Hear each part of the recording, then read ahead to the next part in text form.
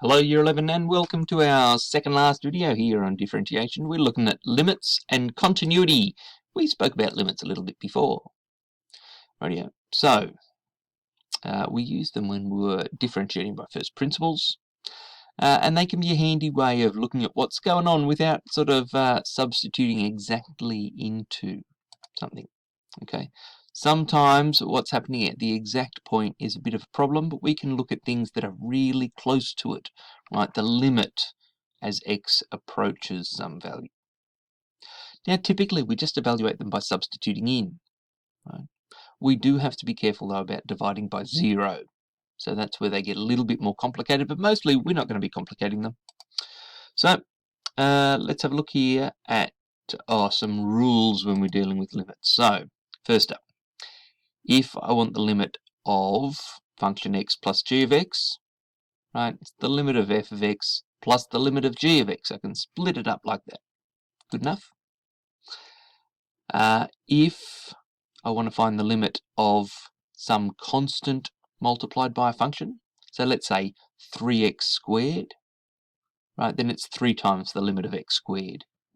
Right, I can take the constant out the front.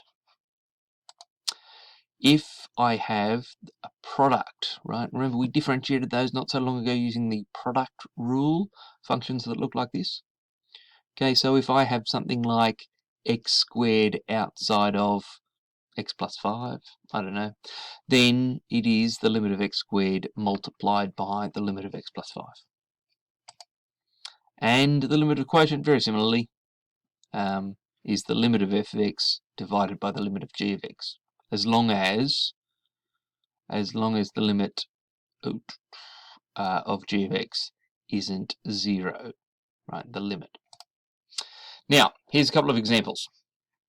What is the limit as x approaches 4 of x minus 2? Well, that just means what happens if x gets really close to 4? Let's pretend it is 4. 4 minus 2 is just 2, right? That's the limit.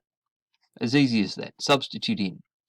Now, if, however, I was to do it to the second one, right, as x approaches 4, if I substituted x equals 4 in there, I'd get 0 in the denominator there, which is, of course, a problem. Okay, that's a problem. So I'm going to factorize and cancel x minus 4, top and bottom. Right, make sure you factorize and only cancel factors, right, not terms. Cancel those factors of x minus 4, and I find that I'm looking at the limit as x approaches 4 of x minus 2, which we've already determined is equal to 2. Now, we haven't divided by 0 there. We looked at what happens when we get close to that. Rightio. That is the idea. A little bit of work on limits. Now, continuity. All I'm talking about here is being able to trace the graph of the function without taking my pencil off the page. Right? That all my values are right next to each other, I suppose, as you work your way along. Now, we can test for continuity, and there are 3 conditions that have to be met. First of all, the limit as x approaches a from the negative side. That's what this little negative sign here means. As I approach that function from the negative side, right, and right, evaluate the function as I approach from the positive side, and the value of the function, they all have to exist and be equal for the function to be continuous there. Right. We're going to look at an example in a moment, but mostly with these things, right, to make them a little bit interesting, we mostly use these piecewise defined functions. You've probably seen them before, where we use, whoops, I have skipped through a couple of things there because I made a mistake. Anyway, these piecewise defined functions, we get these curly brackets, and it just means there is a different rule for different parts of the domain. So when x, in this case, is less than or equal to 0, I use this rule, 4 minus x squared. If x is greater than 0, I use a different rule, 4 plus x. Rightio? Just means there are different rules applied, right, to convert x into the function of x, depending on which values of x we're using. Now, here is a piecewise defined function, and I'm asked to show that it's continuous at x equals 0. So remember, three conditions.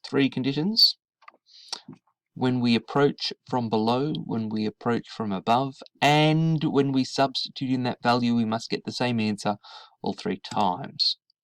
So, if I look at the function from just below 0, well, if x is less than or equal to 0, and that's what I'm looking at here, then I use this first part here, 4 minus x squared. 4 minus 0 squared is 4. So, first part done, 1 of 3. Next up, we look at what happens if I approach 0 from above. Now, if I'm above 0, right, according to this definition here, I have to use this part of the function, 4 plus x.